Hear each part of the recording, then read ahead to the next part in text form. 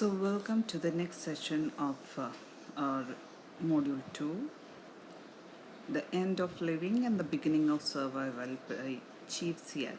Let's see the introduction part. Chief Seattle, he was born in 1786 on the Black River near Blake Island, which is now known as City of Kent in Washington.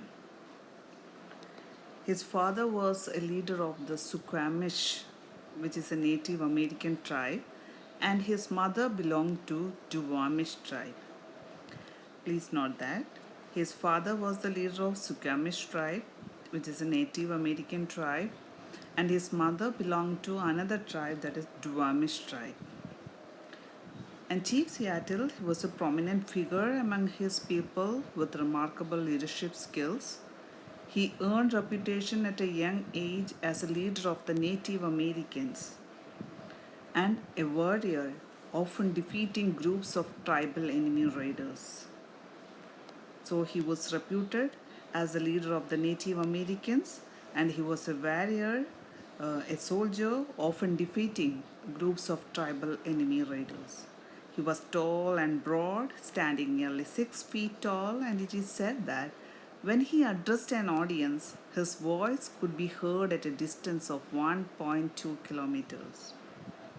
And he was a noted orator. Orator means great speaker. He was a noted orator in his native language.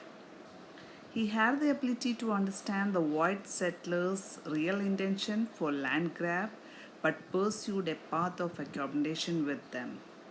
So he was the one who was fighting against the white settlers. It was during the time that white people were invading the Native American land from this black people.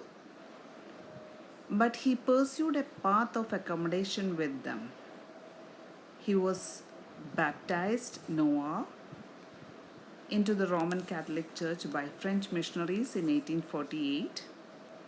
He formed a personal relationship with Doc Maynard, an adventurous entrepreneur who negotiated relatively peaceful relations between the settlers and the tribes. He died on 7th June 1866 on the Suquamish Reservation at Port Madison, Washington. The city of Seattle in the U.S. state of Washington is named after him. The Suquamish tribe honors Chief Seattle in the third week of August every year as Chief Seattle Days. So note that point. Here's the city of Seattle in U.S.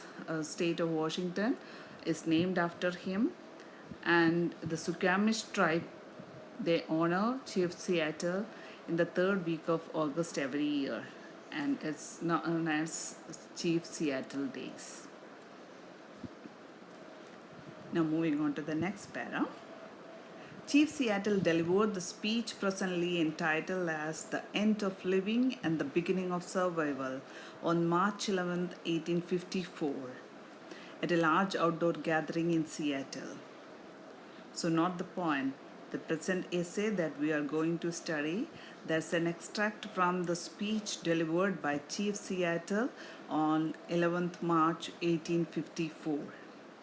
So there is a dispute in date. It was in Seattle. The meeting with Chief Seattle had been called by Governor Isaac Ingalls Stevens to discuss surrender or sale of native land to white settlers. Market.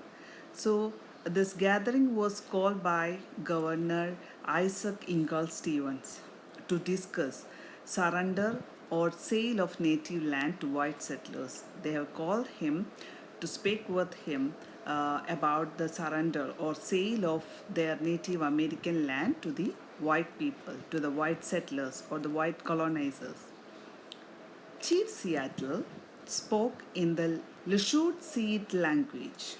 Market, that was his native language. He always spoke in his native language, and here also the speech was also given in Lushootseed language, and there exist various versions of the speech due to the differences in translation.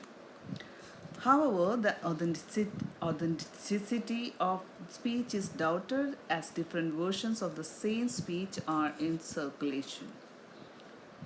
The translation of the speech in flowery Victorian English published in Seattle Sunday Star by Henry A. Smith, a poet, doctor, and early white settler of Seattle area on 29th October 1887 is a combination of history and imagination. So the first translation was done by Henry A. Smith, a poet and doctor, and he had used the speech in flowery Victorian English. He had translated it into Victorian English.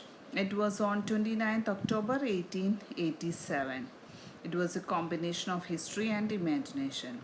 Then second version of translation was appeared in 1916 with the effort of William Arrowsmith, who was interested in cleansing the passage of its Victorian and Greek overtones. So second translation was done by William Arrowsmith, and he removed many of those Victorian and Greek words which were used by Henry A. Smith. The extract used in the textbook. So the present essay that we are going to study in this textbook is based on Market Ted Perry's script made for the promotion of the environmental movie Home, which was produced in the US by the Southern Baptist Convention in 1972. So presently, scholars agree that all the versions of the speech are equally inauthentic. So it might not be that truly conventional or truly apt to the original speech, but we are going to the present version given by Ted Perry in this essay. So it was actually made for the promotion of the environmental movie Home in 1972. Now about this lesson, the end of living and the beginning of survival has been widely cited as a powerful bittersweet plea. Plea means request for respect of Native American rights and environmental values. So this is actually his talk towards the white people. It is a request for the respect of Native American rights and environmental values. The speech achieved widespread fame due to its promotion in the environmental movement, as it lays stress on the interdependence and interconnections of the world of the living and the non-living. So this actually is based on it can be used as a promotion in the environmental movement, and it stresses on the interdependence and interconnections of the world of the living and non-living. Living and non-living, here it means the connection between human beings and all those material aspects or the resources in nature or natural resources on this planet. As it man, Chief Seattle reminds us, did not weave the web of life, he is merely a strand in it. Non-human life too has intrinsic values, not dependent on a scale of their utility. So as man is also weaving his own life, he is just a strand in that web.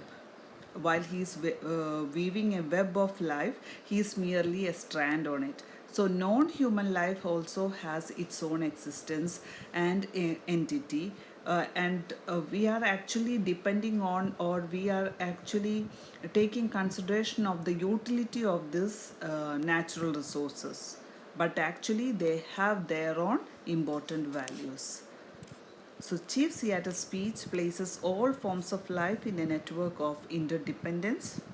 So how we are depending on each other. As man depends on nature, nature depends on man. So it's a network of interdependence. The idea of buying or selling land or cruelty to animals was strange to Native Americans. In the context of symbiosis and deep ecology, the speech assumes special significance when Chief Seattle says the earth does not belong to man, man belongs to the earth. So that's the important point. The earth does not belong to man. The way that we are destroying these natural resources, or we are taking it as granted for us, it does not suit really. So the earth does not belong to man, man belongs to earth. This we know.